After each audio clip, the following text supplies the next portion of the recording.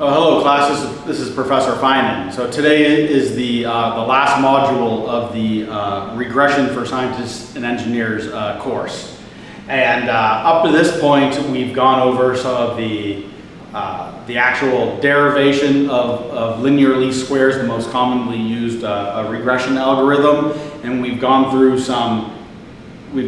lot of examples on how to actually perform regression on data sets, and then how to evaluate the goodness of fit of your regression through multiple methods. And now we just learned about how to actually quantify the influence or the importance of each data point in the regression model through the hat matrix analysis. And so usually the goal of the research, you want to have a good regression model that you can then use, and usually in some sort of predictive capacity. Usually this is for mostly interpolation purposes, but even sometimes maybe to extrapolate. And so that way the regression model gives you information about the input-output relationship, and so you can make predictions.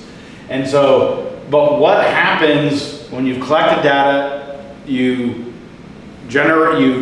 perform the regression, but through all of these methods we've been talking about, you find out that maybe your model, you suspect your model is maybe not, it's not a good model, it's a bad model, or you find that there are data points that are highly influential that are affecting your regression. And so, like for example, in the previous example, in this simple linear example, this one data point is basically there's about a 33% relative error of the fitted slope. Okay, this is a very simple problem, and many of the problems you'll be doing will be multivariate, multiple dimensions, and also non-linear, not the simple linear case.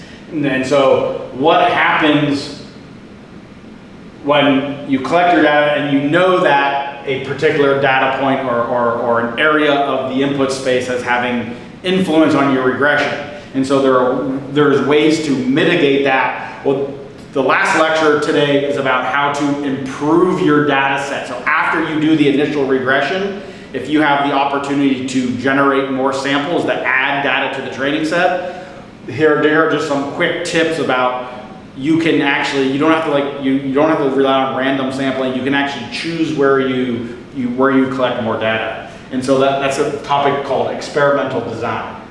And so this is just a brief experimental design, could be a whole nother course that maybe we will teach next year.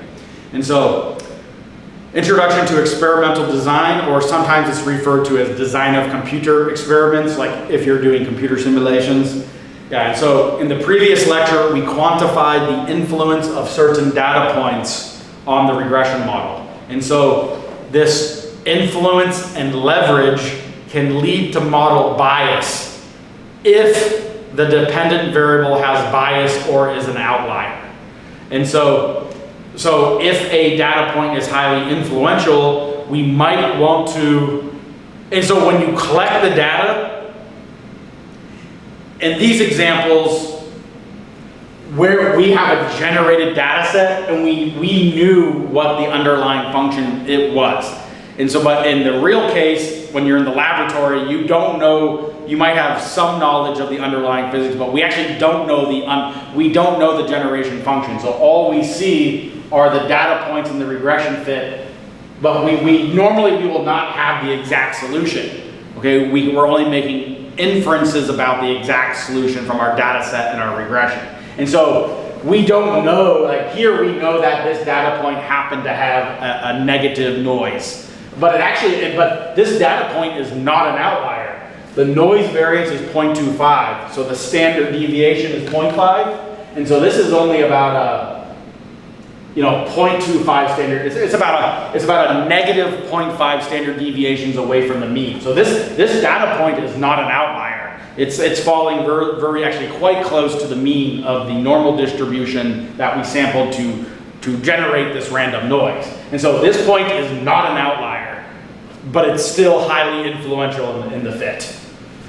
Yeah, and so this influence and leverage can lead to the model bias if the dependent variable has a bias or is an outlier.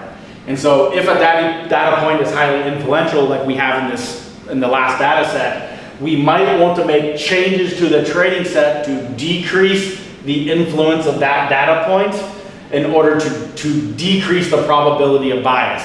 And so when you do the hat matrix analysis, and you see, when you look at those diagonal entries of the matrix, and you see that that 0.7 data point had a 0.66 weight, significantly larger than the average weight, that data point has high leverage. And so you might want to make changes to the training set to decrease the importance of that one particular point. Because we don't know what the if it had random noise, if that's a large magnitude of random noise or a small magnitude. And so what are the options of how can we change the training set? You could just remove the data point, but that's a bad choice, terrible choice. In fact, it's improper. You only remove a data point if you know that it's a corrupted data point, that there was the measurement equipment was broken or there was a transcription error. Only you never remove data points, but some researchers will use the hat matrix and they'll start removing those influential data points. You could also adjust the data points, but that's also usually a bad choice. There's a lot of data adjustment that goes on in certain fields, but that's usually not a very a good thing to do. Not very ethical thing to do. So removing data, in my opinion, it's unethical to remove data points from your data set unless you have identified that it's a corrupted data point or it's outside of the population under study. It's unethical. It's a real data point. You do not remove it unless it's a corrupted data point or if it's outside of the population under study. Same thing, to adjust data points, that's borderline unethical. If you do adjust, you need to document exactly how you adjusted the data and why. And so you could keep the training set the same, and then you could use a different and usually a more complicated or complex regression algorithm that weights the point in a less influential way. For example, there's what's called weighted least squares, and there's even what's called robust linear regression. There's different ways, there's basically modifications to the least squares algorithm that you have some flexibility in setting the weights. So that this is actually somewhat similar to adjusting. You're not adjusting the data point, the value of the y itself, you're adjusting how the weighting is done in the regression algorithm. But the best way and the most, I think, ethical way is you can, as a researcher, you can pick where you sample, so add more data points to the training set. That's the best way to deal with this situation. And so when performing an experiment, the analyst or the researcher sometimes, but not always, has flexibility to choose where and when to sample. And especially if you're doing computer simulations, you really have no restriction. And so, for example, let's say you're doing some weather study, okay? And your professors, you want to calculate what is the average daily temperature during the month of October in Korea. So if you're whether in Ulsan, you're in Seoul, you're in Pohang, and so, what is the average daily temperature and how would we calculate that from discrete measurements? So one way is, maybe you take the daily temperature reading at exactly 12 noon every day, okay? Or so that's just, if you're taking a temperature measurement of the temperature outside, you can choose when and also where to take that sample. And so the experimental design, it's a systematic procedure to optimize the selection of the sample input locations. And these optimal input locations are meant to maximize the value of the information to the regression. And that's also dependent on which type of regression algorithm and model you're trying to fit. And also to mitigate possible bias during the data collection, experimentation process, and also bias during the regression. And so for example, we saw in this example, we can add more data, but if it's near the sample mean of the existing data, you're going to get the exact same, it doesn't actually, you're going to get the exact same model fit. And so adding more data points near the existing sample mean is probably a little bit of a waste of resources. And so that's experimental design. Experimental design is a systematic procedure to optimize the location of the input points. And so especially if, let's say, if you're doing computer simulations that they take a long time to run the simulation, or you need to use like a high performance computing cluster there, so you're sort of limited in time and resources. There it's a lot more, or if you're performing an actual experiment you're using specialized equipment, or you're paying money you're sending samples to a facility to have a test done. So there you want to carefully choose your inputs. If it's easy to take the measurements, or the computer simulations are fast, then you can sort of do what's more of a brute force approach and just collect a lot of data. And so, but if the data collection aspect is costly, then you should really spend a lot of time in your experimental design.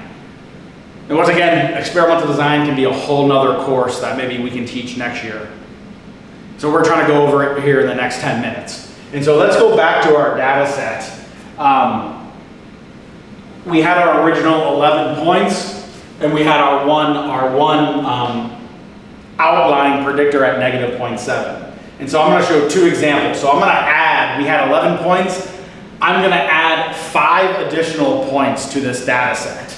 And using the same, and for this first set, once again, we're generating the 5 additional data points. This is the random seed. So all I did was, I basically, from the ran n command, I randomly sampled 5 more epsilon. So starting from this random seed, it did, I think, 11 random numbers, then I call it for 5 additional ones. And so, for the left-hand figure here, because this data point, the negative 0.7 data point, it was all by itself. The most of the data set was clustered from 0 to 1, and we had 1 data point all by itself. So, and that point had high leverage. So if you add more data points to a region of the input space that is sparsely populated, you'll reduce the influence of the existing data point in that area of the space. So here, I restricted the sampling. I added the 5 points. I randomly sampled between negative 0.7 to 0.6. So I randomly sampled 5 xi values, and then I generated the data with then 5 additional random noise again. And so now, it was actually interesting. This is why I showed you that random seed. I remember when I was making this data set, it was by chance when those 5 additional data points were added. Remember our first data point, let me go back. Remember this data point happened to have negative noise. And so I wanted to decrease the leverage of that data point. So hey, I'm going to add more samples in that region of the input space. But when I generated, in this particular, we had 5 additional points, but 4 of those 5 points, this one happened to have a small positive noise. All 5 of those, 4 of the 5 additional data points just by chance happened to have negative noise. And if you think about it, if you flip the coin, you could get, out of 5 flips, it's not that uncommon to get 4 heads or 4 tails. So this can happen, okay? And so here, these 5 data points, the slope has changed a little bit improvement in the slope, but it's still a significant difference than the underlying function. So here we happen to have, those additional data points happen to have correlated noise for that small sample size. And so by reducing the influence of a single point, it doesn't necessarily mean you're improving the fit to the true underlying function, but you're reducing the probability of having you're reducing the effect of a potential bias. And now in the second example, I then randomly sample 5 points from negative 0.7 all the way to 1. And what happened in this case, we actually happened to get 2 additional data points really close to 0.7, and one of those had the positive noise. And so here we actually get a pretty big improvement in the slope fit. And then there was, like, okay, here's another data point here, and I think it might have been probably maybe this data point here. 1, 2, 3, 4. There's a 5th one somewhere. Maybe it's that one. And so next slide, we're going to look at the leverage. We're going to look how the leverage of the negative 0.7 data point changes when we have a cluster of data points added, and then we have these randomly distributed additional data points. And so just some notes. The proper selection of input locations through experimental design does not guarantee the regression model will be free of bias. And so for this data set, there's bias in the data set but it's a random bias. It's not like an actual bias. It's not like an experimental bias where we have a miscalibrated equipment that's giving us a systematically high or low instrument reading. It's a random bias. 5 of the 6 data points in this local region happen to have negative random noise, and so the proper selection of these input locations does not guarantee the regression model will be free of bias. It just, if there is bias, it tends to reduce the influence of that bias. And so we are still subject to the random variability of small data sets. And this is still a really small data set. And I mean, it's only 16 points. I mean, it's possible. It's unlikely, but it would be possible to get like all positive random noise or all negative random noise with a 16-point data set. We happen to have a cluster of negative noise in one particular input region. And so yeah, anytime you have a small data set, you're always subject to the random variability. For example, you can go to the casino and have the winning streak, but then you're also going to have a losing streak for a really long time. And so just remember that there's always the variability of small data sets. And so now let's look at how, when we added these 5 data points, a cluster near the influential points versus randomly distributing the 5 data points, but we happen to have 2 data points very close to the influential point. And so here are this is the diagonal entries of the hat matrix. Remember our first data point, it used to be 0.666. And so data points 11 through 16 are the additional data points that we added, or 12 through 16 are the 5 additional data points. And so this is where we had the cluster of data points added. And so you see here, now that negative 0.7 data point, that original data point that was an outlying predictor, it has weight of 0.16. And now all of these other data points, the data point at 0.9 and 1, they have 0.16, 0.19, now we have 0.15, 0.14, 0.16, 0.14, 0.15. All of these data points that are clustered, they have the same weight.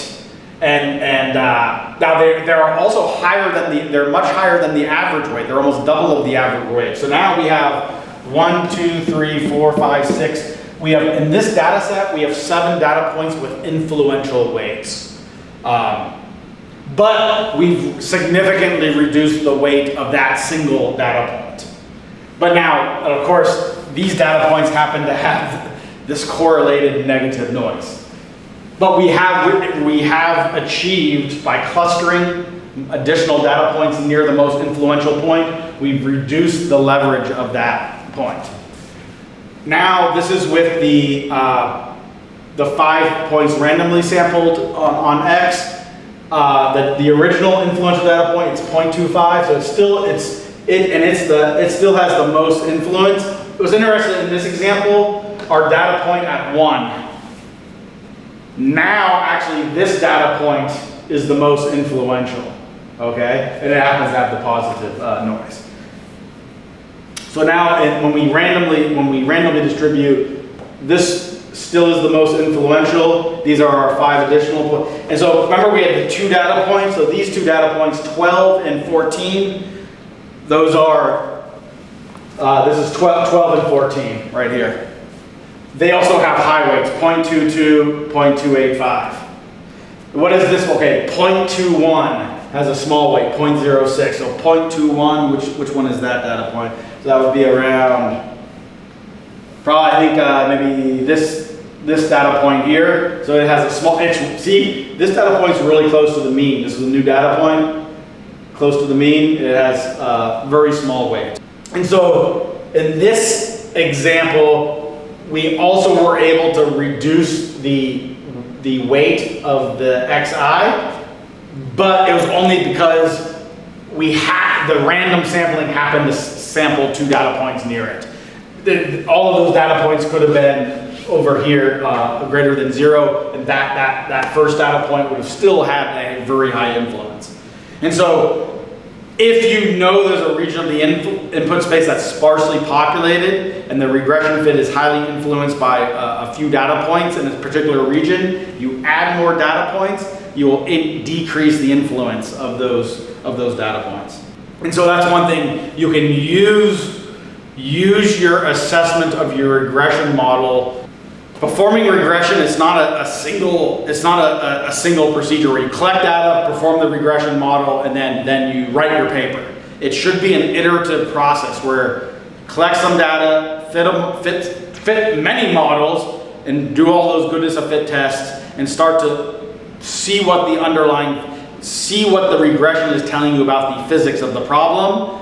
Then you can always add more data points where there are interesting features in your input space or output space. So use the information you gain for the regression model, use that information on where to sample next. Okay, and so the final little discussion here is I want to do about when to remove data discussion, because especially with hat matrix analysis, you might be you have an outlier or an outlying predictor. If you remove those, your R-squared might go up. You might have then your hat matrix analysis might have much more even weights. And so when, if ever, do you remove data? And so in practice, many researchers are pressured to remove data points.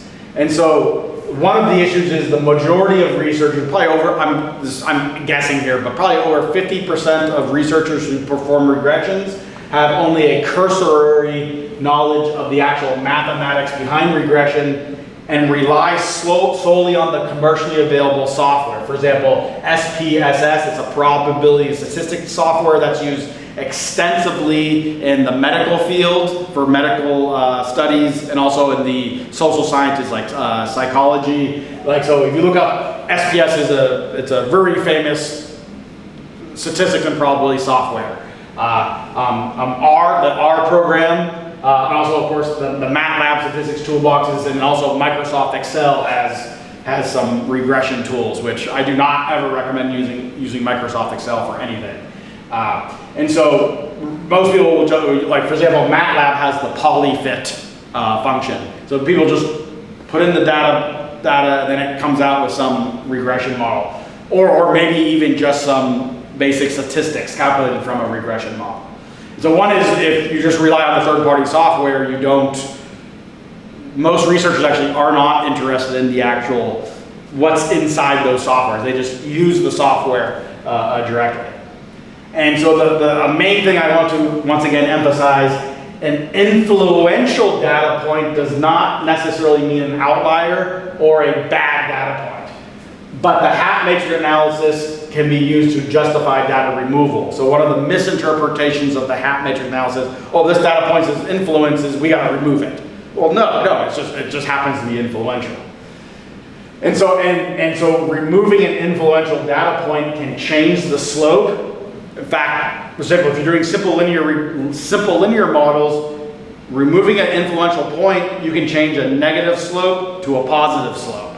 Okay, it's actually quite easy to do, especially if it's a smaller data set, or if that influential data point is at a boundary, you can easily actually change the sign of the slope. And that can be used, so if you had originally had a hypothesis saying, this variable y is correlated to variable x, can modify the fit to confirm a certain hypothesis or conclusion that was being pursued by the analyst. And so why would someone do that? Well, there might actually be monetary gain or professional advancements. So monetary gain where you will receive money, of course professional advancement, for example, publish a paper in the journal. And so for example, a big example is, think about drug study. So let's say you're a researcher, you're studying drug A, and your study, you're being paid to show that drug A is more effective than a placebo. So a placebo is just a sugar pill. This is in a drug trial. So drug A is more effective than a placebo to treat high blood pressure. And so if that, like high blood pressure is a huge medical problem in the world, so like, if you have an effective drug, you can make a lot of money. And so in these drug trials, they're going to collect the data, they'll give the drugs to the patients, some of them placebo, some of them drug.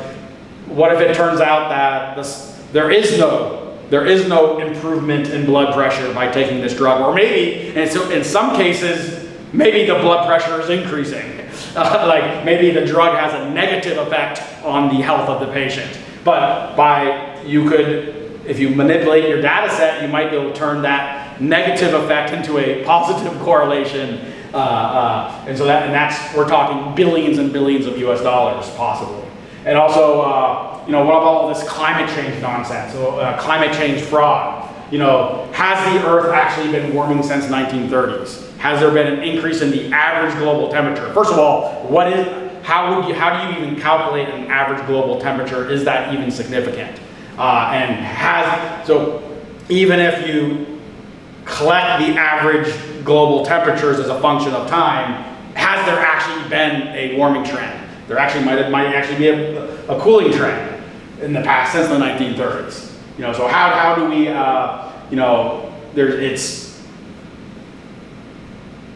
by making small changes in data sets, you can actually change the slope you could actually really change the functional fit of a regression.